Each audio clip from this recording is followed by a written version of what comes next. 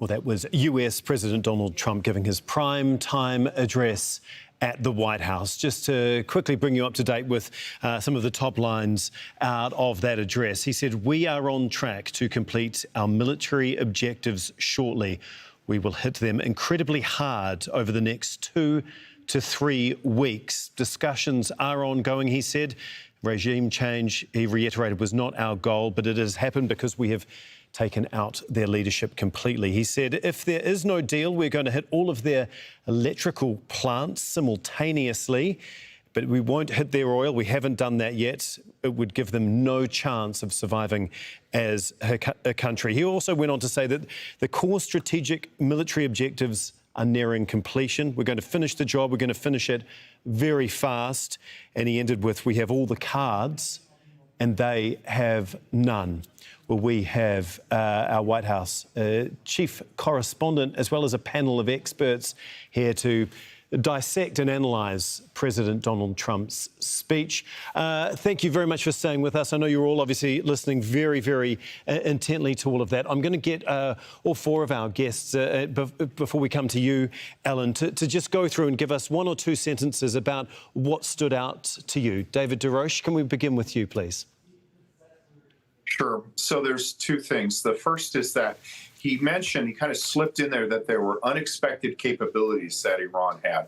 I expected him to make the case that Iran was a regional threat. He did. But then he said they have stuff that we knew about, but they also had things that we didn't know about, and it's a good thing we found it. So I think that he both is acknowledging a little bit of a surprise, which he doesn't normally do, but I think he's also laying the groundwork for quite possibly a longer campaign than he had originally said.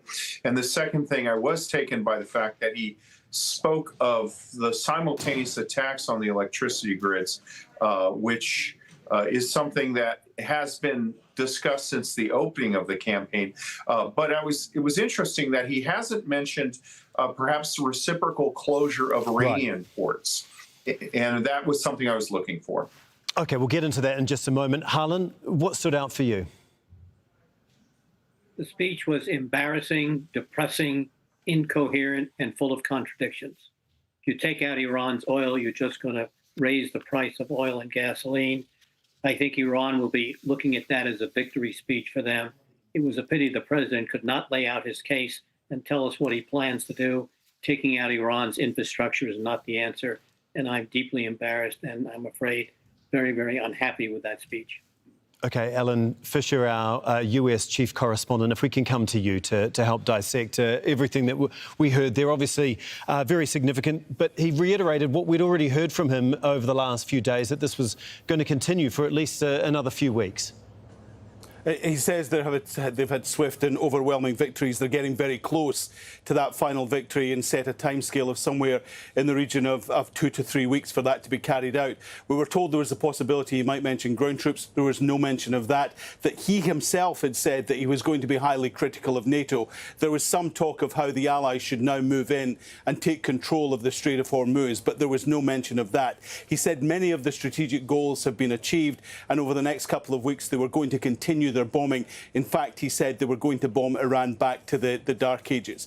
He also made the point that he was going to start attacking their energy infrastructure if they didn't come up with a deal. And of course, Donald Trump said in a Truth Social post early on Wednesday that he thought that they were looking for a ceasefire, that had been approached and they had asked for a ceasefire. What is interesting is when he said of the strategic goals, we never looked for regime change, except when he announced this 32 days ago. That was one of the things he talked about. He told the people of Iran it was time to rise up and take control of their government. He was actually talking about regime change. And of course, over the last few days, he's talked about regime change, saying it was important that they were now talking to different people, that the government in Tehran had been replaced with people who were not quite as militant or as radical and were much more intelligent, suggesting that he saw someone there that he could deal with.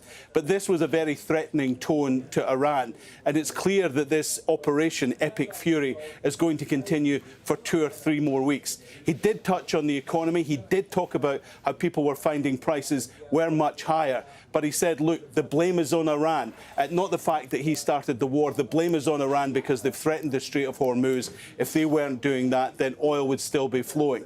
but it's clear that that is something that is preying on his mind.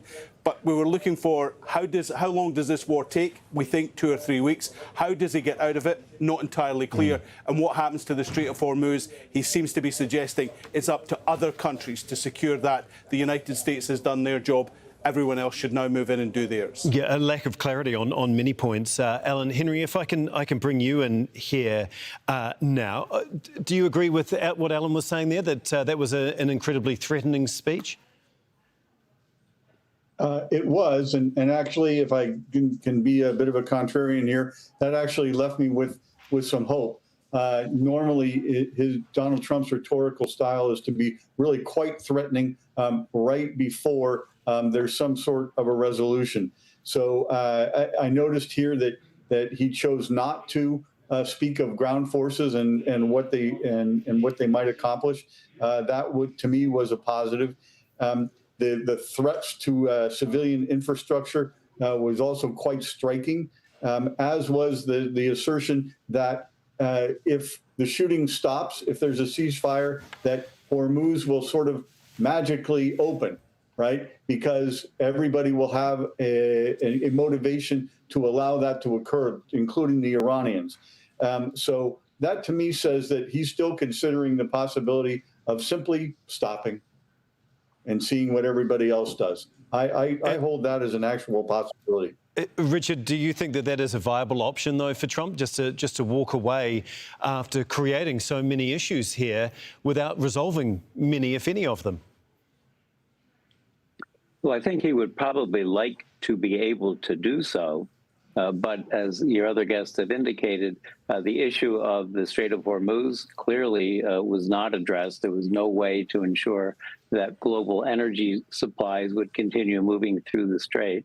The idea of us attacking the civilian infrastructure of Iran would be something that would alienate the Iranian people for generations from the U.S. So I think the kinds of things that he's talking about really don't address the issues that concern us and our allies, and that is how we get Iran to change its policies and how we get the oil flowing again and how we wind up this military action. So I think in a sense, the key issues were really not addressed. So I don't think he really helped himself in terms of communicating with the American people. OK, Alan, if I can come back to you once again. Obviously, part of this exercise was to speak directly to the American people. That is exactly what a primetime speech is meant to do. How do you think that this is going to be received by them? And do you think that will allay many of their fears, whether it is over oil prices or markets or potentially ground troops going in and putting their lives in danger? Well, funnily enough, I've just been texting someone and saying, what do you think, how do you think this speech will go down? And he said he should have spent much more time speaking on the economy. To be honest, ordinary people in the middle of America don't care what's happening in the Middle East. They may follow it very tangentially on the news, but it's not something they follow every day in the way that you or I do. And so they want to know what's going to happen to their power prices, what's going to happen to their weekly shop. Is it going to get more expensive? And he should have spent more time on that. And perhaps the fact that he didn't, it was suggested to me, is the fact that he's defensive on this. This was the president who said, 1 year after I take office, your energy bills will be half, gas will be much cheaper, so you'll be able to fill your car more often than you do. And he hasn't delivered on that. Here we are, 14 months since he took office. And so that is a weakness for him, and that's maybe why he didn't spend so much time talking about it. Victories for the military will certainly stir the patriotism in most Americans, but it doesn't help put food on the table. And that is the thing most people will vote about, are concerned about, and want to hear from the president. Yeah, David, obviously one of the other major issues is the Strait of Hormuz, and it doesn't really seem like there was any plan to try and get the oil flowing through there. In fact, he said in a message to the US allies, build up some delayed courage, go to the Strait and just take it and protect it. Use it for yourselves. The hard part is done. The rest should be easy. It will just open up naturally. What did you make of those comments? And is it really as straightforward and simple as Donald Trump is making out here? Well, I think that his remarks about attacking the energy grid and the oil infrastructure are directed towards Iran and the requirement to open the Strait of Hormuz. I mean, look, what we have here is not, it's kind of a military problem, but it's really a problem of crisis confidence in the insurance industry, the insurance underwriters. It is so easy and so simple and so low cost to disrupt civilian shipping that, you know, militarily to try to stamp that out is very, very hard to do. The only way you can really do it is by deterrence. So I think that a lot of that big stick, a lot of that threat was basically telling Iran, hey, you know, you guys stop this, you're going to get something you really don't want. On the other hand, as I foreshadowed his remarks, I think he does want to get the coalition or build a coalition of America's traditional partners. He speaks imprecisely. I think when he says NATO, he doesn't mean the organization in Belgium. He includes like Japan and Australia in that. He means our partners. And he wants them to do more, both to relieve the burden on U.S. forces and also politically, so that he can then turn to the domestic audience and say, look, I brought the world with us. America's in its natural leadership role. Ellen, if I can come back to you once again, just on the US allies and the messaging that Trump put forth in talking about NATO and whether that means it's a wider alliance. I mean, those are some extremely tough words. Basically, the US has done everything so far, and it's now up to the rest of you to sort it out. He didn't, though, talk directly about the NATO alliance, because in the lead up to it, we had heard him multiple times denouncing the organisation, potentially pulling out of the alliance. Well, a couple of things. He can't. I mean, he can't pull out of the NATO alliance unilaterally. He would have to get 2/3 of the Senate to agree. That's a thing that was introduced in the Senate in 2023. And actually, the senator that introduced it is now his Secretary of State, to stop any president unilaterally drawing the United States out of one of the oldest military alliances in the world. He's goading, he's trying to goad his allies into doing something in the Strait of Hormuz, saying, look, we've got plenty of oil, we don't need to come through the Strait of Hormuz. But it's clearly something that has concerned them. And it also, as someone has pointed out to me, shows a lack of strategy. We were told that, of course, they knew that the Iranians would target the Strait of Hormuz. Of course, they knew they would make that a choke point. And of course, they had something that they could help to deal with it. But as it goes on day after day after day, it proves that actually the United States doesn't. They don't know quite how to handle this. And so for all the military planning that's going on, that's not something that seems to have been top of mind. It's not something that they thought would be a serious threat. And so Donald Trump trying to goad his rivals into helping the rest of the world, there is some truth in the fact that the United States is not dependent on the oil that comes through there. But they also need other things that comes through there. They need things like agriculture, fertilizer that comes through there. They also need things like rare earth minerals that come through there. So it's not just oil that passes through there. There are many other things, and that hits the US economy. So while he says that the US could walk away, they really can, and they've got to help get the Strait of Hormuz open again if they're not to see a long-term impact on the United States economy. OK, President Trump addressed Iran's closure of the Strait of Hormuz by saying other countries should take advantage of US strikes on Iran and come and take the oil there, while also adding that the strait will open up on its own. The countries of the world that do receive oil through the Hormuz Strait must take care of that passage. They must cherish it. They must grab it and cherish it. They can do it easily. We will be helpful, but they should take the lead in protecting the oil that they so desperately depend on. So to those countries that can't get fuel, many of which refuse to get involved in the decapitation of Iran, we had to do it ourselves. I have a suggestion. Number one, buy oil from the United States of America. We have plenty. We have so much. And number two, build up some delayed courage. Should have done it before. Should have done it with us, as we asked. Go to the strait and just take it, protect it, use it for yourselves. Iran has been essentially decimated. The hard part is done, so it should be easy. And in any event, when this conflict is over, the strait will open up naturally. It'll just open up naturally. Okay, we're going to go back to our panel of experts now. Henry, if I can bring you in to discuss what we heard from Donald Trump there, basically putting the burden now on US allies that need the oil to go through the Strait of Hormuz. Go in and take it. What did you make of that? And given what we have heard from so many of them and their disdain, not their disdain, their rejection of getting involved in this conflict, that is highly unlikely to happen. Well, I think sooner or later their pragmatism will overcome their sense of upset at not having been consulted before the war started, and they will recognize that they have a higher stake in the security of the Strait of Hormuz than the U.S. does. I think that's a fact. So I suspect that ultimately, sometime in the next couple of weeks, there will form a coalition. There will be some kind of an arrangement with Iran, and the strait will move toward reopening again. Everybody needs it to reopen. Everybody is, including Iran, is just trying to get the best possible deal.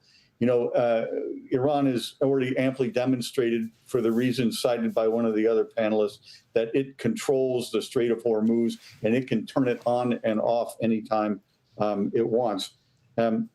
I will say that if the U.S. stops shooting at Iran, then the pressure will shift to Iran to do the same thing.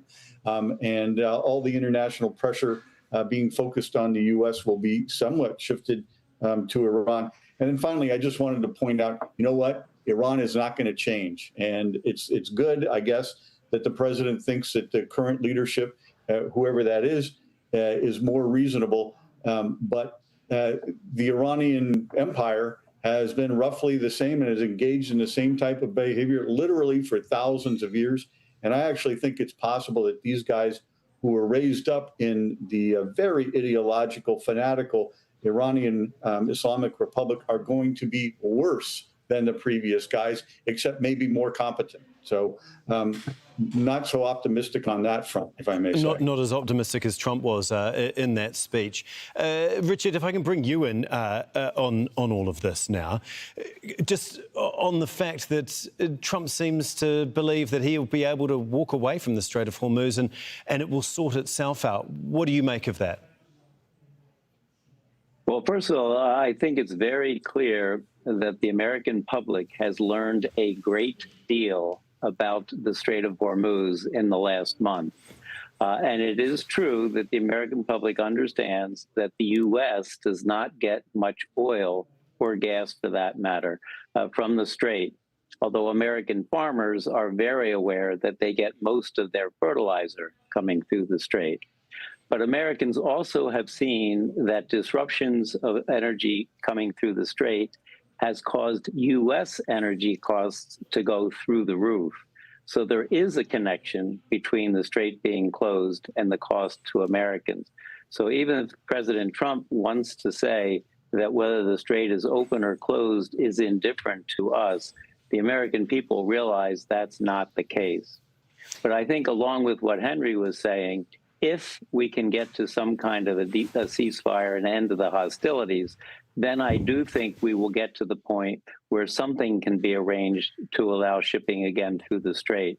But the wild card might be Israel, because Israel has indicated that it has other goals that it is still seeking, so that even if the U.S. declares that its goals are met, it's not clear that Israel will agree that its goals are met. Indeed. We'll get to Israel in just a moment, David, but if I can just keep talking about this. Has anything actually changed with President Trump's speech? I mean, he didn't announce any ground troops. There was no coalition, announcement to go in and take control of the Strait of Hormuz. His timeline is effectively the same as what he's been saying over the last few days. Yeah, no, he didn't announce any initiative, but he is speaking, to three audiences. So to the American public, which is very impatient when it comes to wars. We expect our wars to be quick, successful, and bloodless on our side, at least. To them, he said, we're making progress. We're going to achieve our aims. We're dealing with a difficult problem that every president for the last 50 years hasn't faced up to. Only I have the guts to do it. To the Iranians, he said, "You've had your fun. We have a lot more where this came from, and we have been holding back. If you don't come around, you're going to get something you really don't want." And then to the Europeans, he basically Europeans, our allies and partners, he said, you guys need to get in the game too. Don't expect us to solve all your problems for you. You didn't have the guts to solve the security problem. We're taking care of that. But the economic problems are yours, not really ours, and you're going to have to deal with it yourself. I just want to highlight something else that President Trump said. He again claimed that the deaths of Iranian leaders constituted a change to the country's regime and reiterated his threat against Iran's civilian electrical network if Iran does not make a deal with the US. Here's what he said on that. Regime change was not our goal. We never said regime change, but regime change has occurred because of all of their original leaders' death. They're all dead. The new group is less radical and much more reasonable. Yet if during this period of time no deal is made, we have our eyes on key targets.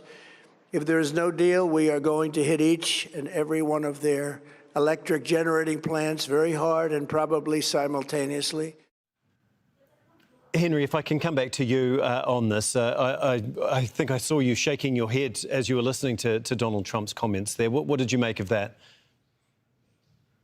Look, I'm not sure where he's getting the idea that the successor generation is going to be less radical.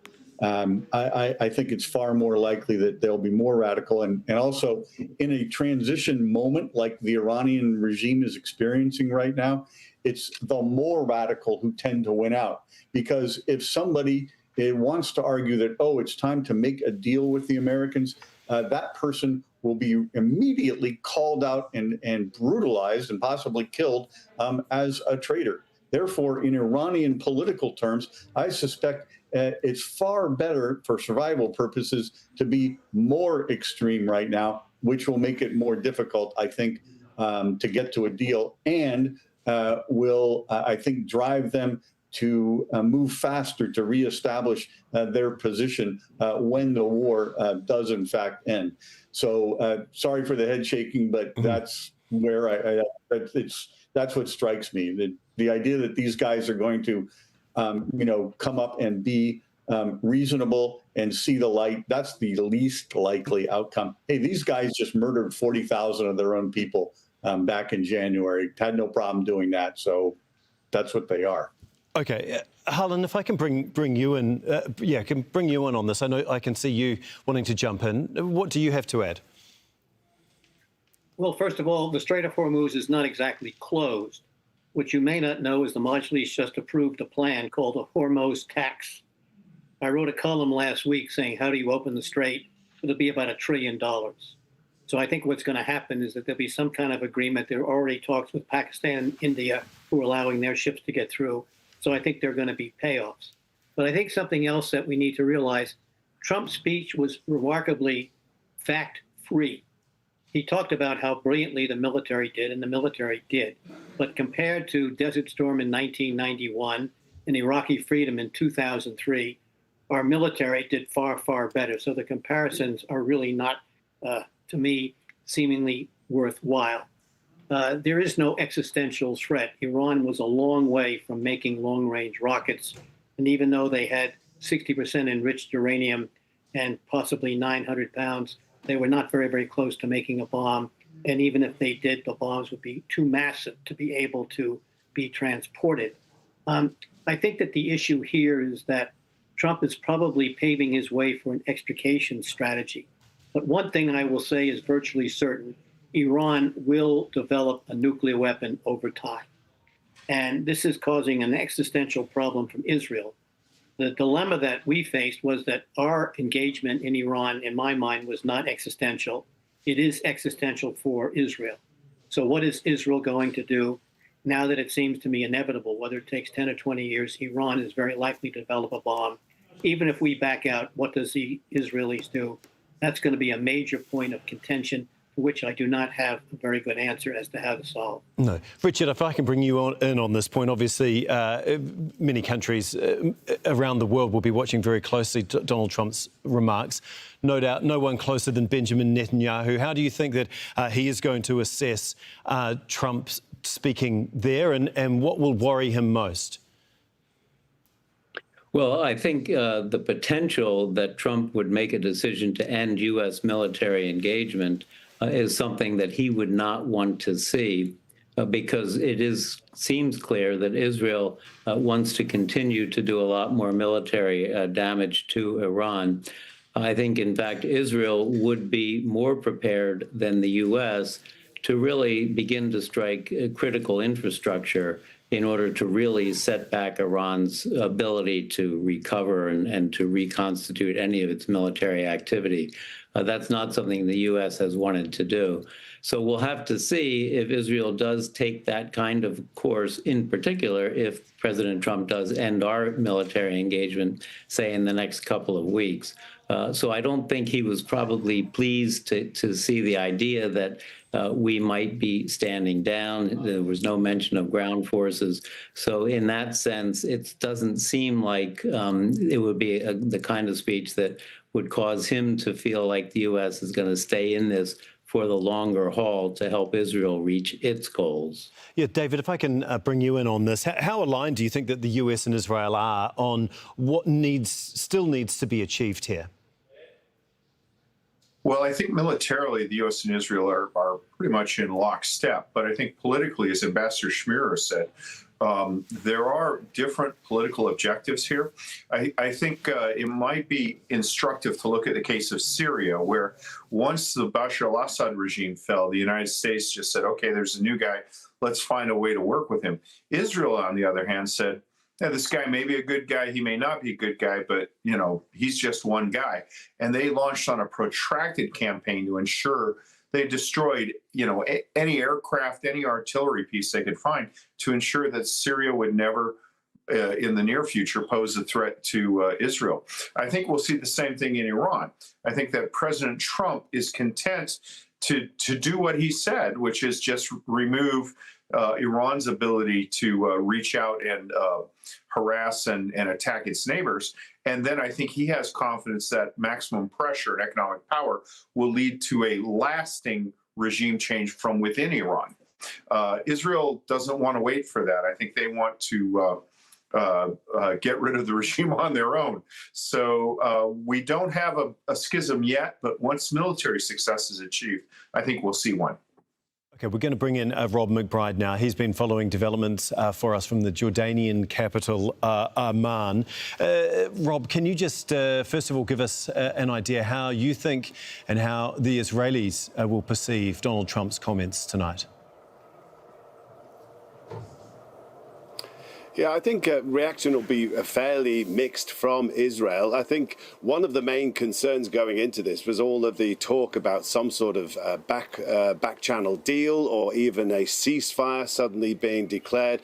That was of real concern to Benjamin Netanyahu, to the Israeli coalition in government at the moment, that the US allies might suddenly declare a ceasefire. There would be all sorts of pressure then on Israel to do likewise. Even worse for Israel would be that if some sort of deal had been done, there may have been some condition placed on the ceasefire coming into effect, or some deal coming into effect, which was meant to protect Hezbollah, that Israel would have to give up its gaining momentum offensive in southern Lebanon, which in some respects is now more of its focus as it looks ahead, as it looks to directing its resources, which aren't limitless, into southern Lebanon rather than Iran itself.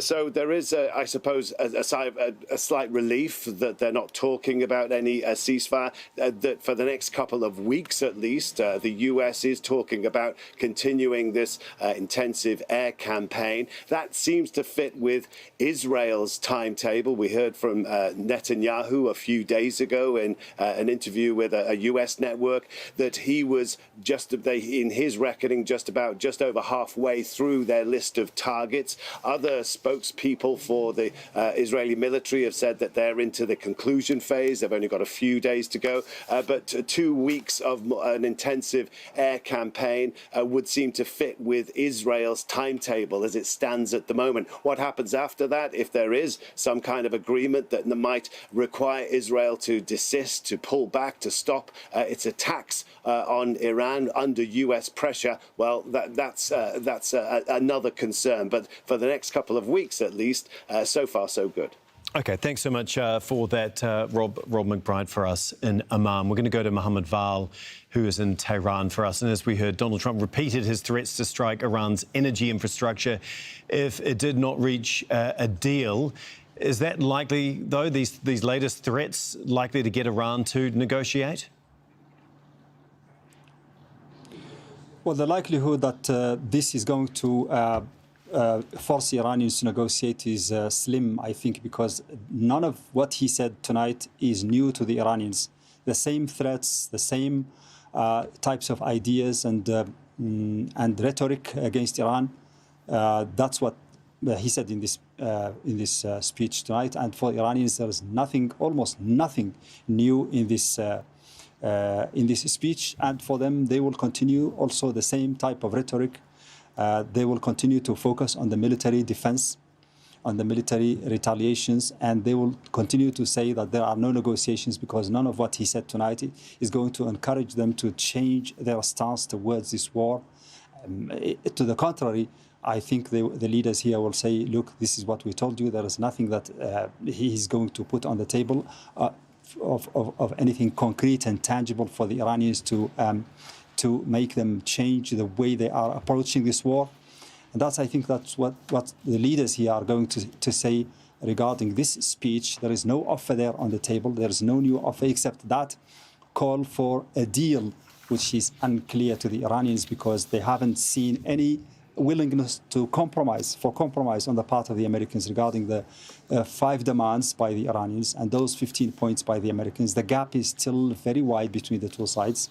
And there is no revelation for Iranians in this speech. There is the same rhetoric, the same threats to bomb Iran back into the Stone Age where Iran belongs. That's going to be very vexing to the leaders here and to also a cross-section of the Iranian people who are not necessarily against or pro-government because the majority of Iranians will be fearing the consequences of what Trump said tonight if he's going to follow it with action, if he's going to obliterate the water and particularly the energy facilities. That's going to punish the entire 90 million Iranians and those who have had some expectation or hope that this war is going to liberate them. Tonight they will think again about their convictions. And they will say, no, this is something that is going to touch us, our families, our children, our future. This discourse, the discourse contained in this speech tonight is going to be used by Iranian leaders to say to the Iranian people, look, you don't have anything to hope for from the Americans at this stage. Thank you so much for that update, Mohammed Val, for us with the view from Tehran. Well, US President Donald Trump said the next 2 weeks of attacks on Iran will be severe. Thanks to the progress we've made, I can say tonight that we are on track to complete all of America's military objectives shortly, very shortly. We're going to hit them extremely hard over the next 2 to 3 weeks. We're going to bring them back to the Stone Ages where they belong. OK, I'm going to bring our guests back in. David, if I can come back to you on this, what is there left for the US and Israel to actually hit? Because in the hours before Donald Trump spoke, we heard from Central Command, US Central Command, that there had been 13,000 combat flights and that hit 12,000 targets. Yeah, good question. So some targets need to be hit several times, but you're right. You hit on one of the problems with aerial bombardment. At one point in the Korean War, the Air Force commander was asked, what can you do to help us? And he said, I can make the rubble bounce. We're not at that point yet. A lot of the attacks have been directed against regime officials who are moving targets. And of course, Iran is a modern state. So if one person is killed, another person moves up and then he can become targeted.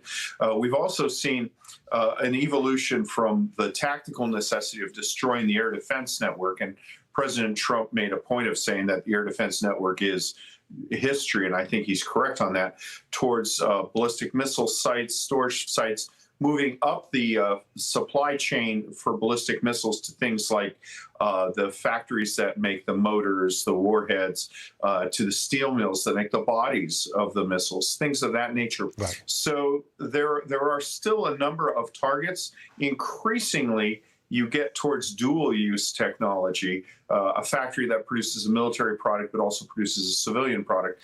That's where it starts to get problematic. But we haven't yet seen extensive counter-value targeting where you get at just purely economic targets like Right.